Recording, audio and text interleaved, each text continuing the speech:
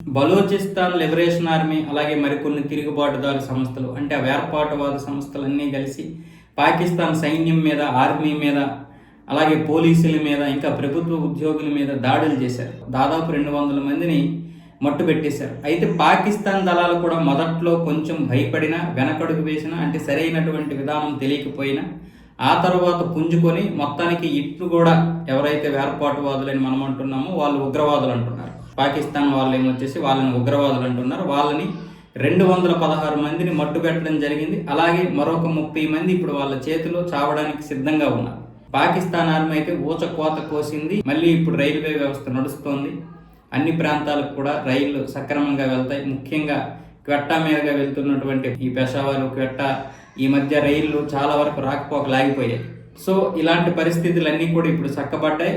అలాగే మిగతా అన్ని ప్రాంతాలను కూడా మళ్ళీ మేము కైవసం చేసుకోబోతున్నామని పాకిస్తాన్ అయితే ప్రకటనలో తెలిపింది. ఇంకా చాలా మంది ఉగ్రవాదులు లేపేస్తామని. సరే, మీ దేశాన్ని మీరు కాపాడుకోవాలి. ఇప్పుడు మీ దేశంలో ఉన్నటువంటి ఒక భాగమే ఇంకొక దేశంగా ఏర్పడాలని చూస్తుంది అనేది మీ అంతర్గత సమస్య. కానీ అలాంటి మీ వాళ్ళని మీరు ఉగ్రవాదులు అంటున్నారు. కానీ మా దేశం మీద వచ్చి, అంటే వేరేగా ఉన్నటువంటి ఒక భారత్ లాంటి దేశం మీదకి వచ్చి మీరు ఉగ్రవాద దాడులు చేసి మీరేమొచ్చేసి మమ్మల్ని చంపేస్తుంటే మేము ఉగ్రవాదులు అంటే మాత్రం మీరు భరించలేకపోతున్నారు. మీ దేశంలో పోరాడుతున్న వాళ్ళు ఏమొచ్చేసి మీకు ఉగ్రవాదులు, మీరు మా దేశంలోకి వచ్చి ఉగ్రవాద దాడులు చేస్తే మాత్రం ఉగ్రవాదులు అనకూడదు. ఇదేం న్యాయం? సరే, మీ అంతర్గతం మీరు ఎవరైనా ఏం చేసుకోండి. పాకిస్తాన్ ఆర్మీ కూర్చొని ఊరుకోవడం కరెక్ట్ కాదు. అది మీరు తేల్చుకోవాలి.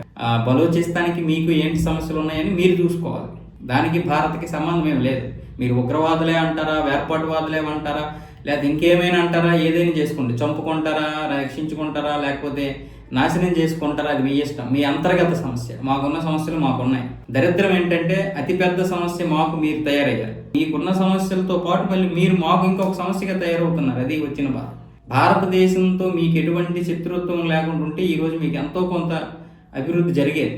ఎందుకంటే మా దేశం మీకు కనీసం సంవత్సరానికి ఒక 500 నుంచి 1000 కోట్లైనా ఇచ్చేది. కానీ మీరు దాన్ని కాపాడుకోలేకపోతున్నారు. ఈరోజు మీకు తెలుస్తుంది ఆ బాధ ఏంటో. బలూచిస్తాన్ లిబరేషన్ ఆర్మీ మీద దాడులు చేస్తుంటే ఆ దాడి విలువ మీకు తెలియాలి. మీకు ఒకవేళ ఇంత దాడి జరిగి ఆ యొక్క బాధ తెలిసినా, ఆ బాధ అనుభవించినా మీరైతే భారతదేశం విషయంలో మాత్రం మారరు. అందులో ఎటువంటి సందేహము లేదు. మీరు అలా మారిన రోజు మీ దేశం బాగుపడుతుంది.